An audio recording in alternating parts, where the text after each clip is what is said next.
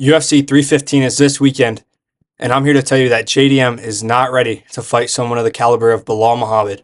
I'm going to look at the two fighters, go into the X's and O's. I'm also going to give my picks for the rest of the card too, but obviously, I'm going to start with the main event, the most important fight of the evening, Belal versus JDM. There's a few reasons why I think JDM just won't be able to keep up with Belal.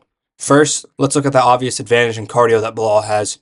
Belal is probably the second best cardio fighter in the UFC. He's only second to Merab. The pace he put on Edwards was absolutely insane. You know, that fight was still closer than a lot of people say. It was 3-2. But at the end of the day, Belal beat a peak Leon Edwards with all the confidence in the world.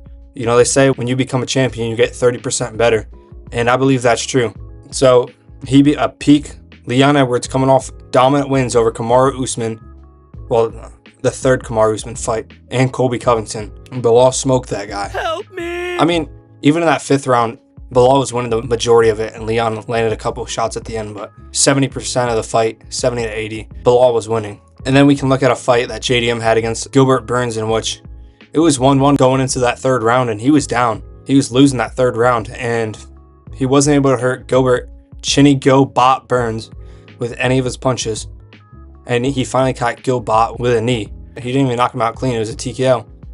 But they were both gassed by the end of that fight. If you're gassing in a 3-round fight, Belal's probably going to hurt you pretty badly when it gets to 4 and 5. People will say, like, JDM hurt his arm. To that, I say that's part of the game. Like, if you think he's the only fighter with injuries in the cage, then you're delusional. It doesn't give you an excuse to win or lose or make a competitive fight. If you break your arm, that's your opponent's doing. Like, are you going to say Whitaker's jaw broke and that's why Hamzat won? No, Hamzat broke the jaw. Same thing. Gilbert hurt JDM's arm. They were in the fight and it broke because Gilbert's tough as nails. So regardless, his pressure is just way too much. Second off, Belal's wrestling is too good for JDM. Gilbert Burns was able to score 7 takedowns on JDM. 7. Shooting for 63.6%. And I'm sorry to break the news to you, but Belal's a far better wrestler than Gilbert Burns is at the end of the day. If Gilbert Burns is taking you down 7 times within 3 rounds, what do you think Belal is going to do to you? You think Belal is going to struggle taking him down? I don't care if JDM got better in between fights. I'm sure he did. Belal's also getting better. His wrestling's already above Burns. So let's say Burns is here, Belal is here, and we'll say JDM's wrestling is here. His wrestling might have improved a little bit, like past Burns, perhaps. Even that's a bit of a stretch, but he might have improved enough to defend Burns' takedowns. He's still got a ways to go before Belal, and that's not even accounting for the fact that Belal's gotten better too. And also, Belal has some decent hands. Like, Belal's hands are good enough to annoy you on the feet. He was piecing up Edwards. Edwards is a very, very technical defensive striker. And while JDM has amazing hands, I 100% believe he has better boxing than Belal. It's not going to pan out well when JDM's biggest tool is his pocket boxing, and he's going to have to get close to Belal. When he gets close to Belal, the takedowns are going to open right up, and Belal's going to be able to take advantage of that distance that JDM's in. And then if JDM fights from the outside, Belal has pretty good kicks. Maybe has same level, if not higher level kicks than JDM. Like I said, even if JDM goes through strength, which is his pocket boxing, he's at a high risk level for the takedowns.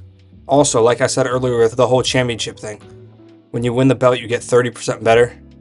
I truly believe that. I think Belal Muhammad's going to be better than he's ever been in this fight. You know, he's with the Khabibs and Islams. He's getting the right mindset.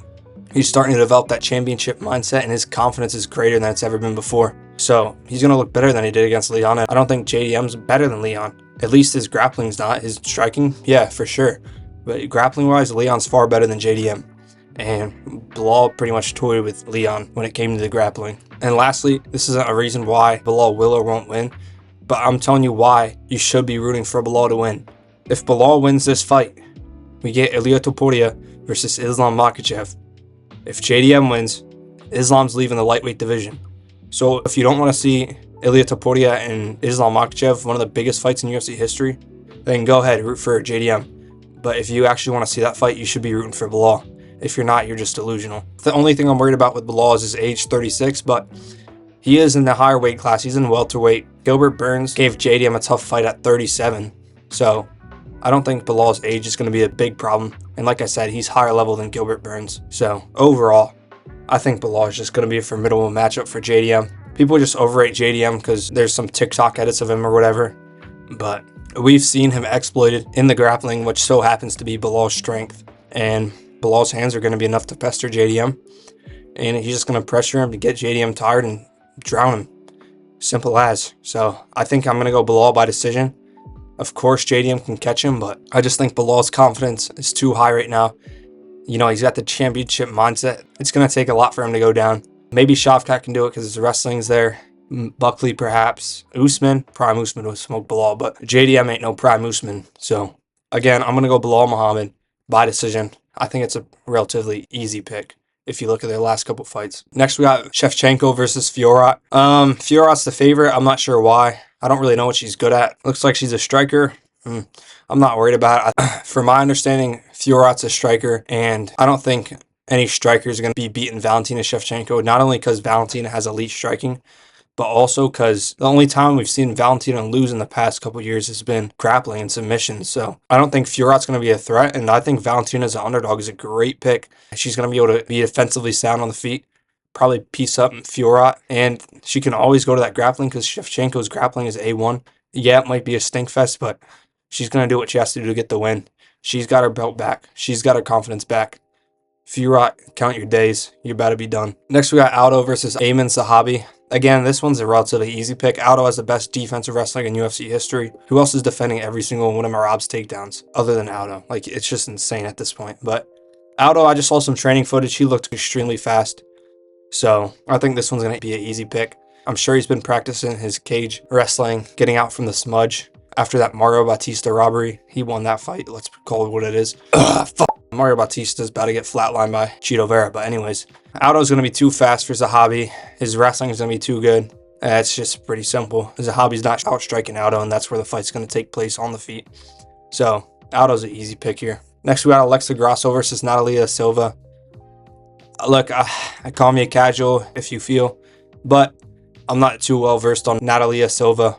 I do know Grasso is a former champ. Grasso's also an underdog. I don't know what the odds makers are doing. I think Vegas is looking to get rich though. So I'm going to go with Alexa Grasso. She has the grappling. Her striking is más o menos, but I think she should be able to do enough to get it done. She has a win and a draw over Shevchenko. So if that's not a tell of how high level she is, I don't know what is. I'm going to go Alexa Grasso, probably by decision. It's a 3-rounder. Who knows? Benoit Saint Denis, holy favorite. Benoit Saint Denis versus, we got a Reebok warrior right here. Kyle Propelic. Look, Benoit Saint Denis was supposed to fight Joel Alvarez, but he obviously pulled out, and now UFC brought this guy from the ashes. This guy's obviously lamb sent to the slaughter. Even if he is better than we think, which I don't think he will be because his record's 12-7, I think Saint Denis is still going to win. He's too well-rounded to lose to the Propelic or whatever the hell his name is. So I'm going to go BSD, probably by knockout. I think he's going to be hungrier than ever. You know, he had actually a pretty good fight with Dustin Poirier, and then obviously Moicano made him look like crap, but I'm going to go BSD. I think it's a relatively easy pick. Mike Malott versus Charles Radtke.